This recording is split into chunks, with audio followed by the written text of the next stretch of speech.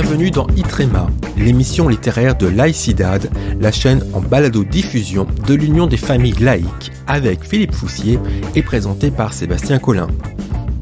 Dans Lettres à ma génération, la jeunesse face aux extrêmes, la jeune juriste Louise El Hafi enjoint ses lecteurs à chérir la liberté et, au-delà, les principes républicains et l'universalisme. On retrouve dans ce livre le talent de pédagogie dont elle fait preuve sur sa chaîne diffusée sur YouTube, jezebel.tv.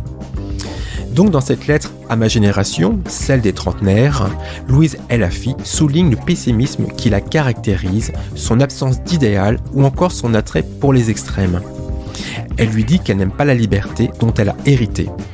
Comment en sommes-nous arrivés là ? Louise El Hafi répond qu'il lui a semblé naturel de s'adresser à sa génération parce qu'elle fut la première à vivre dans un monde a priori libéré des idéologies mortifères, d'extrême droite comme d'extrême gauche. Mais il est désormais indiscutable qu'à force de ne connaître que la liberté, nous sommes devenus ingrats à son égard. Cette désillusion de la jeunesse vis-à-vis de ses propres libertés, bien qu'en partie due à une certaine paresse intellectuelle de sa part, résulte, selon elle, très principalement d'un manque de transmission de la part de nos aînés. Cette absence de passation s'illustre par un État qui n'assume plus son héritage, ni son histoire depuis maintenant plusieurs décennies. Le camp républicain a tant considéré ses combats comme acquis qu'il en a oublié d'en enseigner les principales victoires ainsi que leurs conséquences concrètes dans le quotidien de chacun. Or, c'est exactement dans cette absence de transmission républicaine universaliste que se sont développées les idéologies populistes, puisque c'est souvent dans la désillusion collective que le manichéisme populiste prend sa place dans la cité. Là est sa conviction, l'heure du combat républicain a de nouveau sonné. Ce livre constitue un plaidoyer en faveur de l'universalisme. Mais comment le rendre attractif alors que les vents dominants semblent tous entériner la communautarisation progressive de nos sociétés ? Il y a une véritable crise de l'universalisme aujourd'hui en France que nos aînés n'ont encore une fois pas assez défendue, estime Louise El Hafi. Nous en payons aujourd'hui le prix cher en arrivant petit à petit dans ce que Tocqueville appelait les petites sociétés et à travers lesquelles il expliquait qu'à partir du moment où l'État ne se charge pas d'établir un commun entre les hommes, alors les petites ressemblances identitaires décident de la vie de la cité et celle-ci se transforme en un agglomérat de petites communautés particulières vivant les unes à côté des autres. Cette absence d'enseignement de ce qu'est l'universalisme a laissé la place à deux discours dominants. D'un côté, un récit xénophobe d'extrême droite qui confond allègrement universalisme et gommage de tout élément d'extranéité, et de l'autre, un discours d'extrême gauche qui considère que l'universalisme n'a été qu'une imposture destinée à faire gagner un communautarisme dominant, celui des Blancs, communautarisme entre guillemets. Résoudre cette défiance envers l'universalisme prendra du temps, mais est absolument indispensable sous peine de laisser périr tout notre modèle de contrat social, assure-t-elle. Comment ? En prenant à bras-le-corps tous ces discours mensongers et en réenseignant sans cesse ce que fut et ce qu'est l'universalisme, un combat qui vise l'égalité en mettant au second plan les différences de chacun derrière un commun qui nous rassemble tous. Selon Louise El Hafi, il y a dans ce désamour de l'universalisme une véritable paresse intellectuelle que l'on retrouve beaucoup dans les mouvements décoloniaux. Intellectuellement, l'identitaire est toujours paresseux, dit-elle, car il ne voit l'autre qu'à travers ses yeux.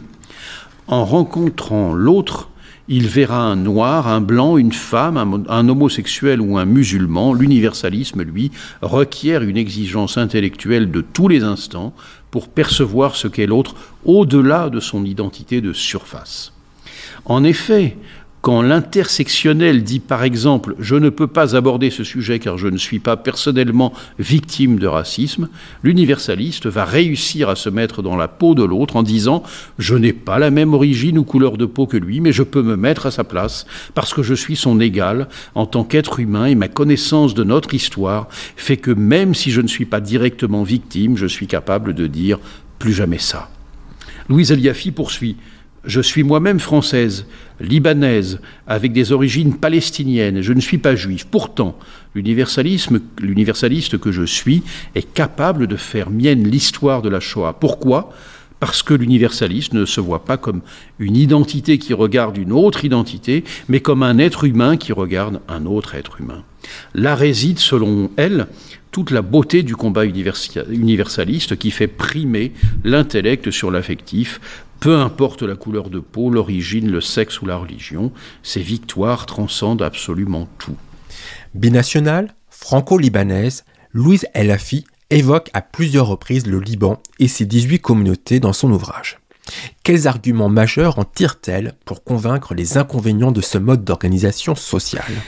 Elle répond : une société démocratique est fragile par essence parce qu'elle se fonde sur un pari particulièrement périlleux. Faire vivre des êtres humains entre eux tout en leur permettant d'être en parfait désaccord les uns avec les autres. Ainsi, pour être efficace et prospérer, la démocratie doit se protéger en faisant nation, c'est-à-dire en rassemblant un ensemble de citoyens différents les uns des autres autour de principes communs et fédérateurs. Là est la grande différence entre le modèle français du vivre ensemble et le modèle libanais du vivre côte à côté d'eux plutôt, qui, bien que démocratique, n'a jamais créé de commun entre ses membres. Le résultat est celui-ci. L'État libanais, en plaçant ses 18 communautés religieuses au-dessus de l'intérêt général, a créé non pas une communauté de citoyens, mais une société de fidèles. Ce modèle ne peut fonctionner que temporairement, car lorsque l'on vit au quotidien à côté d'un autre que l'on considère comme un étranger, cela crée du rejet, de la peur et par conséquent de la violence, puisque nous lui attribuerons le moindre problème qui survient dans la cité.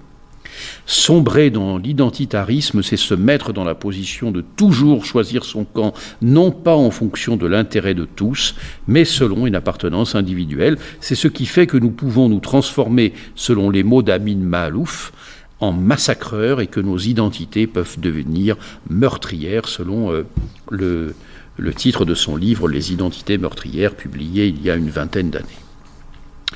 Louise El Hafi consacre aussi des développements à l'antiracisme, dont elle souligne d'ailleurs les dévoiements dont ce combat a pu être l'objet dans un passé récent.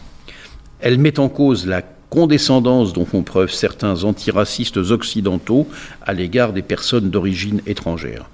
Pour l'auteur, il existe en effet un nouveau militantisme se disant antiraciste, mais qui réduit la complexité du monde à l'existence de deux camps, les oppresseurs d'un côté et les opprimés de l'autre. Or, ce faisant, il accentue en réalité la vulnérabilité des minorités en les conditionnant à un statut de pauvres migrants ou de pauvres noirs ou encore de pauvres musulmans. Ainsi, ces militants n'admettent jamais qu'une personne issue de l'immigration puisse être autre chose que la victime de sa propre condition, et si celui-ci refuse ce schéma, oppresseur-opprimé, il sera considéré comme un traître par sa communauté d'origine.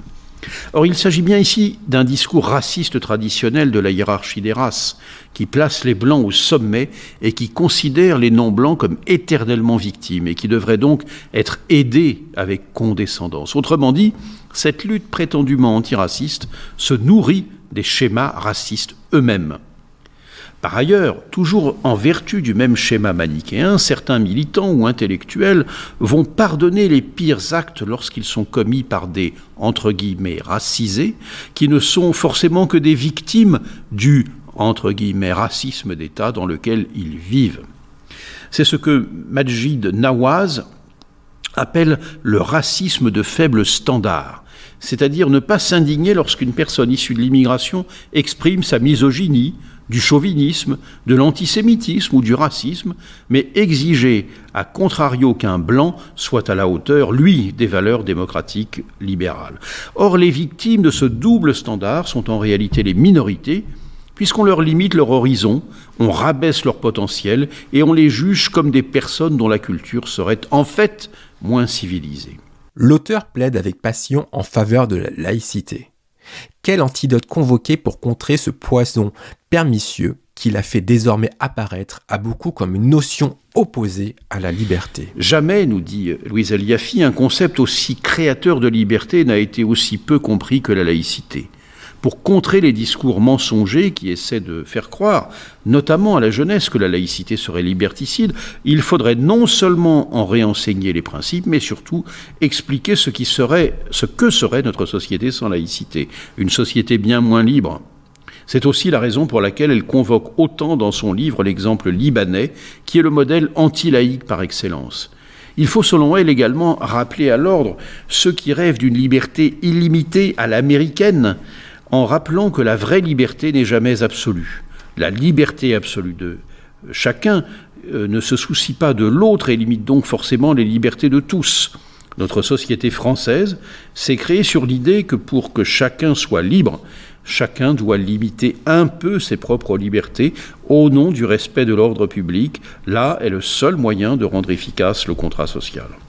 La laïcité est ainsi fondée sur une liberté de conscience, certes absolue, mais dont la manifestation, la liberté de culte, est limitée par la liberté des autres. Elle n'est donc pas un concept liberticide, mais une notion qui émancipe chacun à travers la conscience d'un collectif.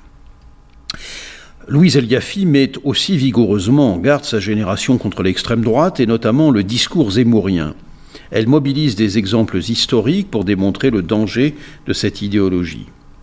S'il ne faut jamais cesser de convoquer l'histoire, et notamment ses pires moments, pour rappeler ce que fut l'extrême droite au pouvoir, nous dit-elle, il faut également expliquer en quoi il y a une continuité entre extrême droite d'antan et extrême droite actuelle, en ne tombant pas dans le piège consistant à faire croire que l'extrême droite, ça n'existe plus.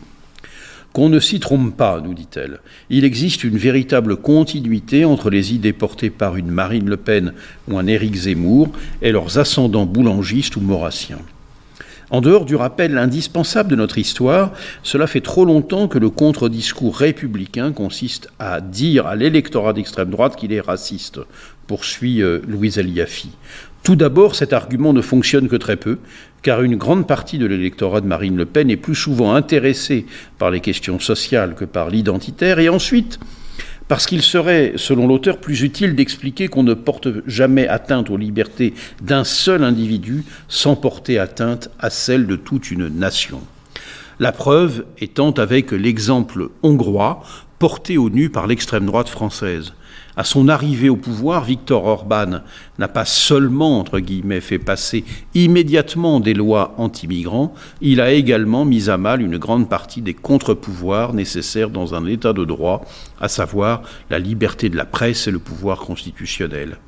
Est-ce que les Hongrois de souche, entre guillemets, ont été épargnés par ces décisions liberticides? La réponse est non. Voilà donc pour ce compte-rendu exceptionnellement un peu long de ce livre très intéressant, donc de Louise Eliafi, E-L plus loin, Y-A-F-I, Lettres à ma génération, la jeunesse face aux extrêmes, publié aux éditions de l'Observatoire il y a très peu de temps, 288 pages, 19 €. Merci Philippe. Pour nous soutenir, rendez-vous sur le site internet de l'UFAL, ufal.org, et devenez adhérent. Vous recevrez alors l'excellent UFAL Info. Vous pourrez également y commander le dernier numéro de Cause républicaine. Quant à moi, je vous donne rendez-vous la semaine prochaine avec une toute nouvelle chronique littéraire de Philippe Foussier. À bientôt!